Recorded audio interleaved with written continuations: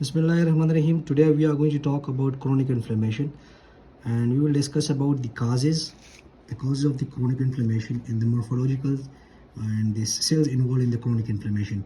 So chronic inflammation जो है वो हम define इस तरह करते हैं कि response of prolonged duration either in weeks or in months. तो उसको हम जो है वो chronic inflammation कहते हैं. कभी कभी जो है वो हम कंफ्यूज होते हैं कि जो क्रोनिक इन्फ्लेमेशन है, जो क्रोनिक इन्फेक्शन है, उसको जो है वो हम क्रोनिक इन्फ्लेमेशन कहते हैं, बट ये पॉसिबल नहीं है क्योंकि क्रोनिक इन्फेक्शन जो है कोई और चीज़ है और क्रोनिक इन्फ्लेमेशन जो है कोई और चीज़ है. दूसरी बात ये कि सम टाइम जो है वो जो एक्यूट इन्फ्लेमेशन है वो कन्वर्ट होता है क्रोनिक इन्फ्लेमेशन में. ये कभी हो भी सकता है, हो भी नहीं सकता. सडनली जो है क्रोनिक इन्फ्लेमेशन भी स्टार्ट हो सकता है या एक्यूट इन्फ्लेमेशन वो ख़त्म भी हो सकता है in the form of tissue repair. अब जो है वो तीन वो किस्म के हैं आपके. एक जो है वो इन्फ्लेमेशन होगा, दूसरा जो है वो आपका टिश्यू रिपेयर होगा, एंड थर्ड जो है वो आपका अटेम्प्ट एट रिपेयर होगा. बट ये जो है वो डिफरेंट वेरीज में होती है. आपका इनिशियल इन्फ्लेमेशन होगा और साथ में जो है वो टिश्यू रिपेयर भी स्टार्ट हो सकता है, या जो है वो इन्फ्लेमेशन होगा और साथ में जो है वो टिश्यू इंजरी भी होगा, या जो है वो टिश्यू इंजरी हो और साथ में इन्फ्लेमेशन भी हो. तो ये डिफरेंट कम्बिनेशन में आ सकते हैं.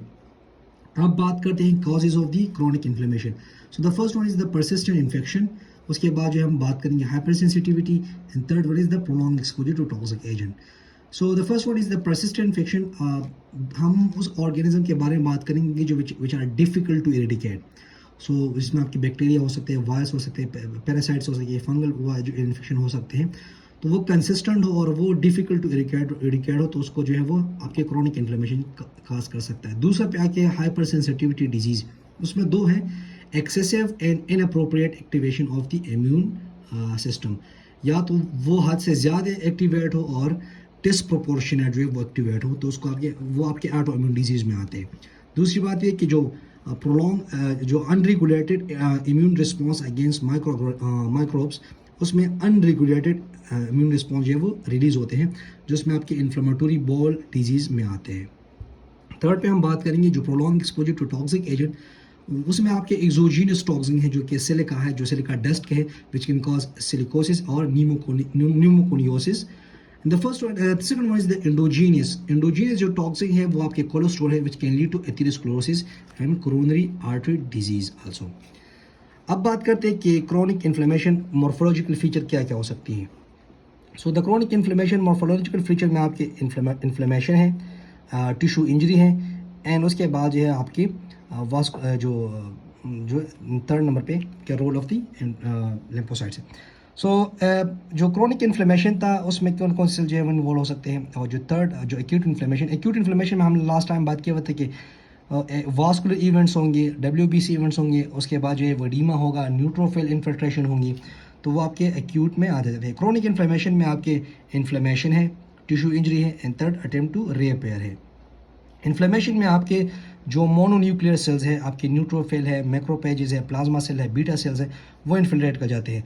और टिश्यू रिपेयर उन कंडीशन में जो कि परसिस्टेंट ऑफिंग एजेंट्स हो या इन्फ्लेमेशन कंटिन्यूस हो, तो आपके टिश्यू इंजरी जो है वो होगी. उसके बाद अटेम्प्ट टू रिपेयर, तो जो कनेक्टिव टिश्यू जो है वो क्या करते हैं, वो रिप्लेसमेंट आपके डैमेज टिश्यू को और काजेज एंजियोजेनेसिस या फाइब्रोसिस. वो आपके हम नेक्स्ट स्लाइड में पढ़ेंगे कि एंजियोजेनेसिस कौन कौन सी कंडीशन में होंगे, फाइब्रोसिस कौन कौन सी कंडीशन में होंगे. सो उसके बाद जो है हम पढ़ेंगे the role of lymphocytes in inflammation. Inflammation में लिम्फोसाइट्स का क्या रोल है. एक तो है beta cell, B cells and T cells, B lymphocyte and T lymphocyte. बात करते हैं कि जो टी लिम्फोसाइट्स है वो आपके बोन मैरो में जो है वो प्रोड्यूस होते हैं, बट वो इमेच्योर होते हैं. वो आके आपके कहाँ पे जो सिस्टेमिक सर्कुलेशन में आते हैं as a immature precursor T cells. उसके बाद जो है वो आपके थाइमस में आते हैं. थाइमस में जो है वो thymocyte in the form of thymocyte आते हैं, और वहाँ पे दो प्रोसेस के, एक मैच्योरेशन और एक सिलेक्शन होते हैं. सिलेक्शन यहाँ पे हम नहीं पढ़ेंगे, मैच्योरेशन पढ़ेंगे. सिलेक्शन जो है वो आपके उसमें आपके वो सेल जो कि रिक्वायर्ड है तो वो रख लेते हैं, जो कि रिक्वायर्ड नहीं है तो वो डिस्कार्ड कर लेते हैं. तो एक में पॉजिटिव है, पॉजिटिव सिलेक्शन, एक है नेगेटिव सिलेक्शन.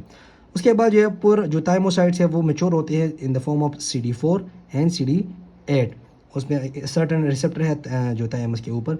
तो फिर उसके बाद आते हैं आपके पेरिफेरल टी सेल्स, जो उसमें आपके CD4 पॉजिटिव है एंड CD8 पॉजिटिव है, वो आके सर्कुलेशन में हो जाते हैं. सो अब उसके बाद जो है फिर रोल क्या है, अब ये B lymphocytes and T lymphocyte जो है वो किस तरह एक्टिवेट होंगे, वो माइक्रो ऑर्गेनिज्म या वो माइक्रोब्स और जो इन्वायरमेंटल एजेंट्स हैं वो उस क्या करेंगे, वो B lymphocyte and T lymphocyte को एक्टिवेट करेंगे और उसके बाद करेंगे वो amplify and propagate inflammation, and उसके बाद जो है कि वो परसिस्ट होंगे या जो है वो सेवियर इन्फ्लेमेशन में कन्वर्ट होगा। सो या जो है वो generation of long live memory cell जो है वो रिक्रूट करेगा।